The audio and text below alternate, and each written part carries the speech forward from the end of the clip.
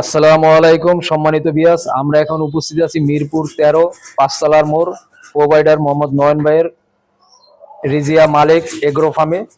তো এখানে আজকে মুরগির জন্য মেনু তৈরি হচ্ছে, পেয়ারা কুচি এবং প্লাস মুরগির জন্য মুরগি। তো সেটা আমরা একটু পরে দেখাচ্ছি। এখন আপাতত পেয়ারা কুচি সেটা চলছে। এখন মুরগির জন্য পেয়ারা কতটা উপকারী এবং হেলদি কিনা সেই বিষয়ে প্রোভাইডার মোহাম্মদ নয়ন ভাই উনি আমাদের বিস্তারিত বলবেন। আসসালামু আলাইকুম ভাই। ওয়ালাইকুম সালাম। ভাই, আপনি এই যে মুরগির জন্য পেয়ারা কুচি করছেন, হ্যাঁ, এটা কি আসলে মুরগির জন্য কতটা উপকারী বা কতটা হেলদি হবে? ভাই, আমার মুরগি এখন বয়স চলতেছে 137 দিন। আচ্ছা 137 দিন বয়স চলতেছে। এই মুরগিগুলো প্লাস আর 10 থেকে 20 থেকে আপনার 15 দিনের ভিতরে এই ডিম দিবে। আচ্ছা এই ডিমে আসবে। হ্যাঁ, তো এটি এখন এই ডিমে আসার সময় এটি খুব হেলদি খাবারের দরকার। আচ্ছা এটি খুব পুষ্টিকর যে খাবারগুলো আছে এই খাবারের এটির খুব চাহিদা এখন, কারণ এই ডিমে আসবে। এই ডিমে আসছে অলরেডি, এই 15 থেকে 10 থেকে 15 দিনের ভিতরে এই ডিম দিবে।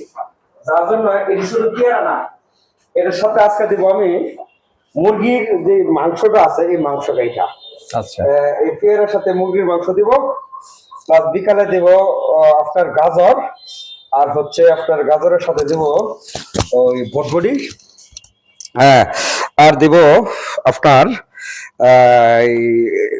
টমেটো। এটা বিকালে। আর এখন প্রতিটা মুরগির জন্য আমি 60 থেকে 70 গ্রাম করে লেয়ার 1 ফিট দিয়ে দিছি খাইবার জন্য। এখন লেয়ার 1 ফিট খাবে, আর ওই পেয়ারা খাবে, আর একটু এটার সাথে আপনার 300 থেকে 400 গ্রাম মুরগির মাংস দিয়ে দিব।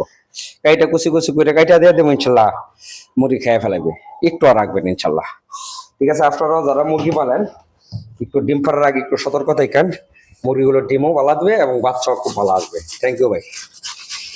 তো বিয়াস, আপনারা শুনতে পারলেন যে মুরগিকে পেয়ারা আসলে খুব উপকারী এবং হেলদি খাবার।